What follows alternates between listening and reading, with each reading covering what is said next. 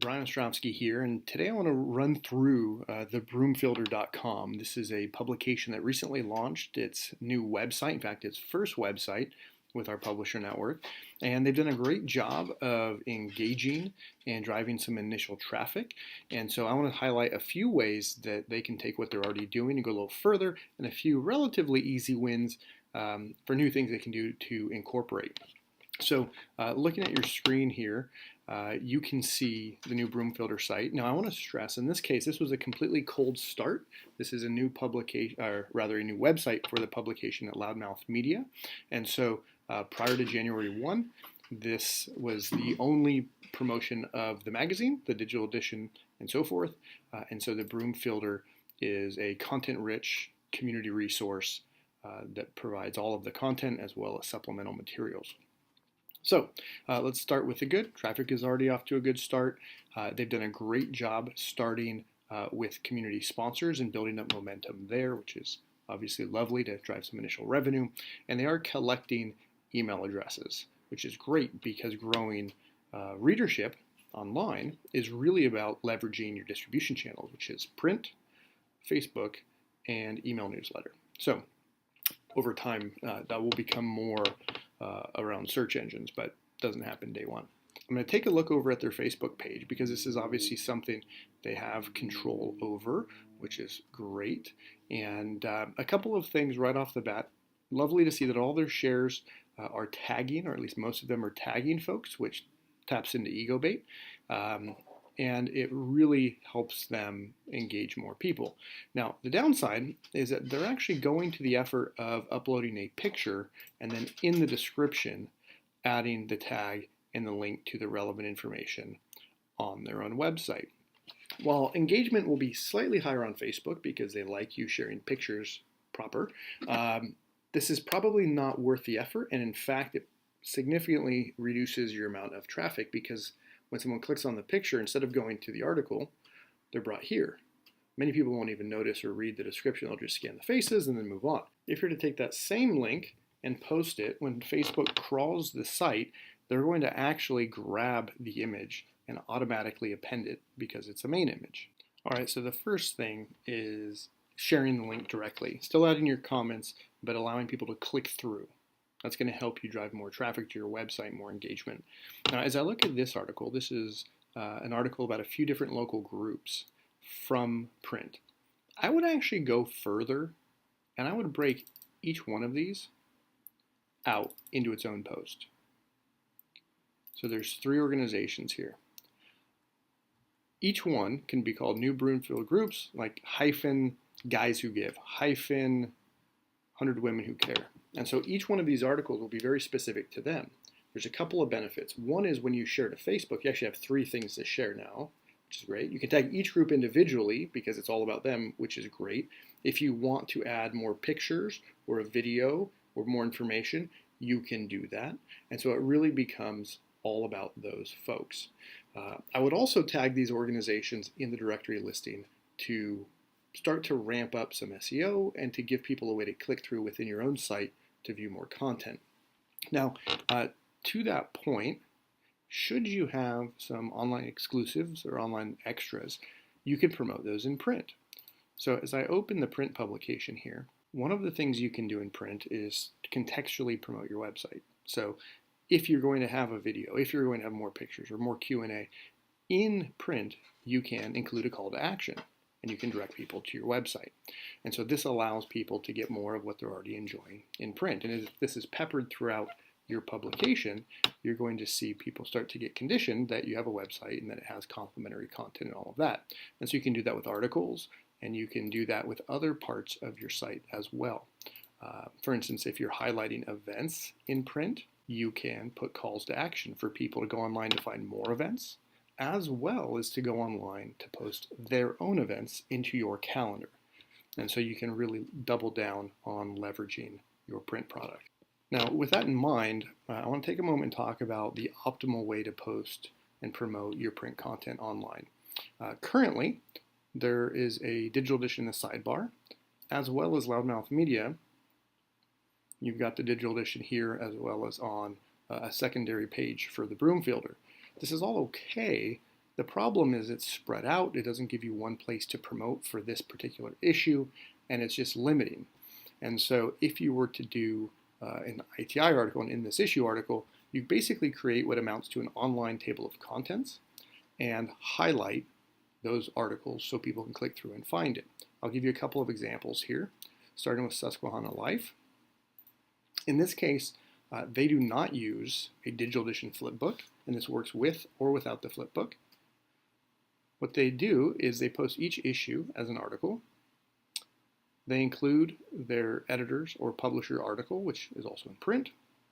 And then because each of these articles exist on your website, they simply look them up and insert them using the content snippet tool, which comes pre-formatted with the image, the title, the text, and the links that you see here. So it's very fast to produce this, assuming you're already posting the content, which you are. And so this is a great thing. You'll share this to Facebook. You'll share that link to email, and it will funnel people back, and they can jump off into the individual articles they want to read. Chester County Press does the same thing. They don't use the preview or the editor's article, but they do include various links and so forth. And you can include a digital edition if you'd like. Obviously, you can promote it in your carousel. You can promote it in the sidebar, however you'd like. It gives you a lot of flexibility to basically create an online archives for each issue.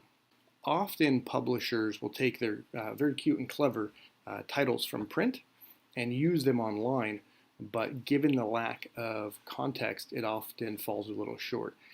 This is actually a really good title, Entertainment on the Cheap in Broomfield and surrounding areas.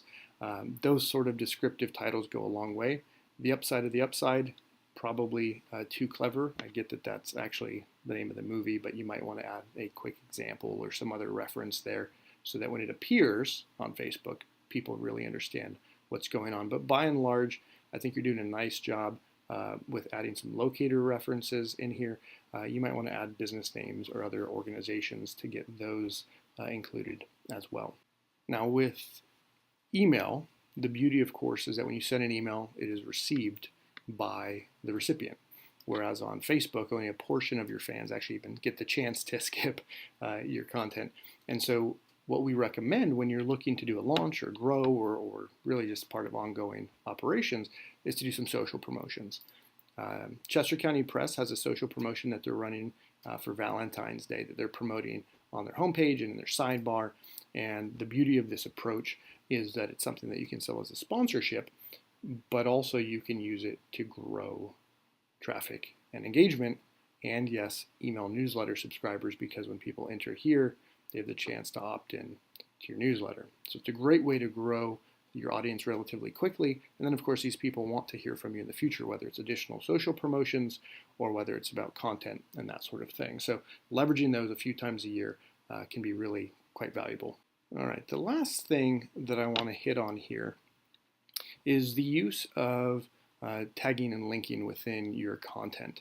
And this does take an extra minute or two, but it bears some fruit as time goes on. So in this particular example, it's about swim lessons. I assume it's taken straight out of print. There's references to a couple of organizations locally, and in fact, you call out the city and county of Broomfield. So I want to show you how to quickly link and tag that organization and what the benefits are. Okay, so when you're editing an article and you want to add a link, you can come in here and click the link icon. But what I want to do, instead of linking manually to an external URL, I'm going to select a listing and I'm going to do a lookup. And I'll just type one of the words and you can see that there's a number of options here. I'm going to pick the one I want and I will insert. And by default, it'll include the city and state. Obviously, in this case, that's a bit redundant, so I'll remove that. Now, the first thing this does, as you'll see, is it will link out to the directory listing.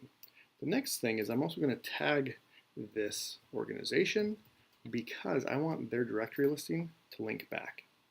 Now I'll show you one last thing. If you wanted to actually build out a series of references, you could do the content snippet insert, select listings, and you'll notice you can actually insert all of this information automatically, which is very, very cool and lets you do things like editors picks events where you can go into your event calendar find a handful of events you want to feature in an article and share, which is again good for social media.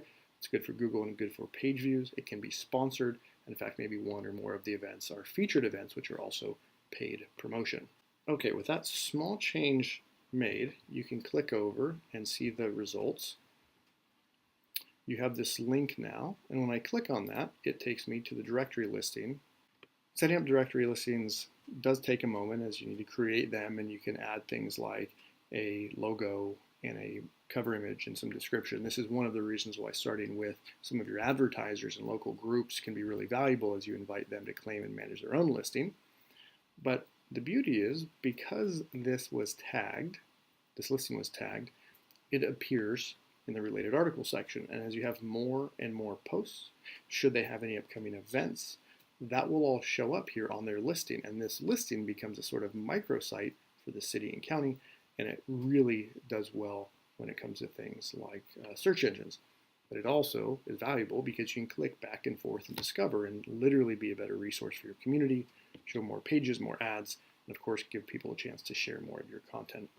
So with that, we've hit on a few things you can do very quickly to change how you share to social media to get a little bit more, how you can tweak and adjust how you're cross-linking and how you're using your print content online, and then some other options in terms of social promotions and the like that will allow you to go further to rapidly grow your reach and your engagement.